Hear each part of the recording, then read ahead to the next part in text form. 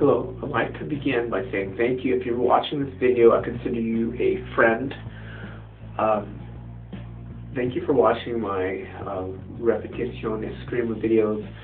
Repeticion escrima is a style of Filipino martial arts self-defense that dates back generations, at least 6 or 7 generations, beginning with my great ancestor Pablo Ilustrísimo. And some of the practical aspects of this is that they're direct hits and they're very effective as far as making sure that your enemy is not going to hurt you. Some of the questions I've had, and I'll have to just put it this way.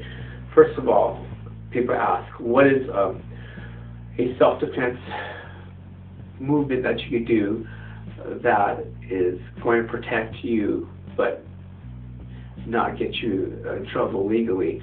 And I have to tell you that every city and every state in the United States is different, especially within California. California has very unique self-defense statutes and laws, and every city is different. Some places allow knives, some places do not allow knives at all under 3 inches or over 3 inches.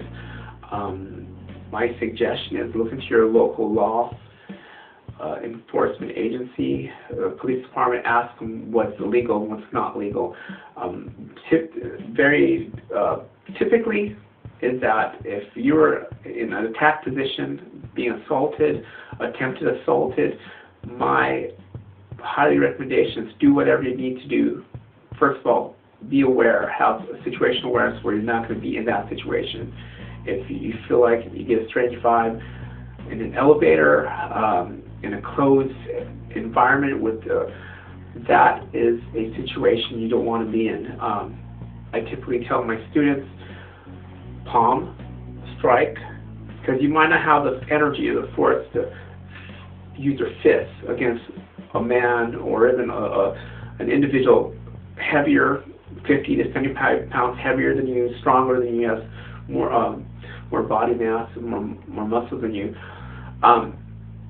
That's one thing. Like I said, strikes, use elbows, use a lot of elbows, back up. If someone's getting from behind, let me see, elbow. They're trying to attack you at the arm, at the wrist.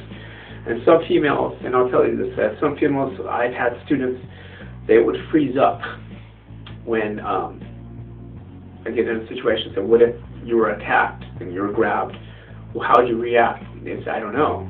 And I'm like, you better know what's going to happen, because if that was in your situation, kick, bite, fight, it's fight or flight. You don't want to get frozen. Those 3 options you do not want to be frozen. Run or fight. Do not be frozen in that situation. It's very easy to be scared, intimidated. And another thing I do need to stress, the fact is that there are statistics, and it's well documented that the majority of assaults, sexual assaults that take place are between individuals that know each other. It's going to be a husband, a boyfriend, a family member, a coworker, a classmate, a date rape situation. It is going to be a horrible thing to be assaulted by somebody you think cares about you, that's really a wolf in sheep's clothing. It's very important that I'm telling you guys this, because for your safety, that fight. Use your elbows. Use your palms to the face, to the nose. Just get out of there. Run. Get out of that situation. If you are in a situation where you're scared that legally, how could you be protected? And my suggestion is, it's the saying that they say all the time. It's better to be judged by 12 than carried by 6, which means the 6 pallbearers at your funeral.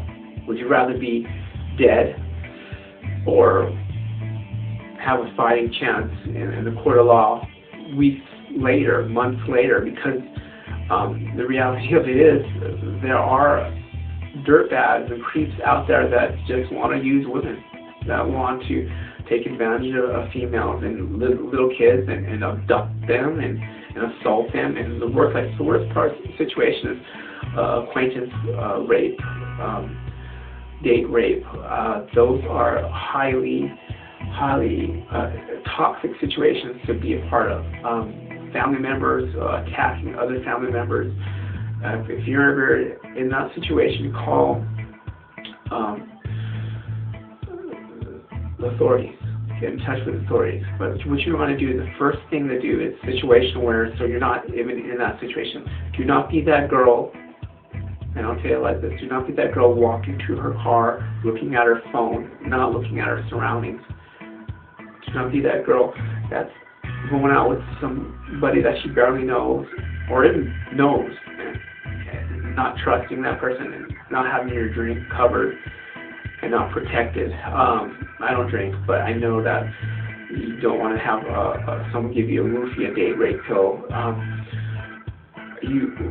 There are very practical things that, as situational awareness, to prevent things from happening. And the number one thing is just keep your eyes open. That comes with both situations, whether it's a situation, a person you don't know, and like I said, the majority of attacks are not with a guy wearing a ski mask in the parking lot. But at the same time, yeah, that happens too now. And like I said, palm strikes, use of palm, you get some fingernails and claw the dude. He's trying to attack you in that situation. Knee him, elbow him. And the second one I have been asked about is, what about legality? What does California law says, and this and that, I heard this happen.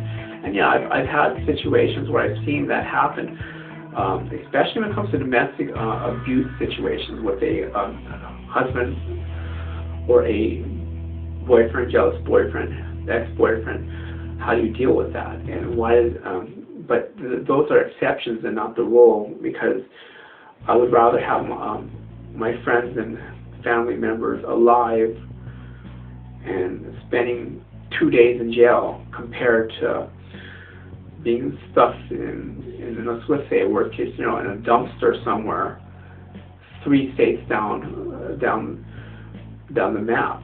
And that's just the reality of what I hold true. And if you have to fight, fight. Do not be frozen.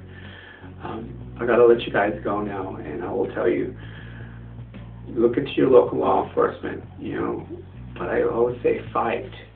The things I'm teaching you are important. So important that I'm willing to put a YouTube video out there teaching classes at various venues, just so the fact is that people can be safe. Alright, until next time. God bless you guys. This is your friend Sam.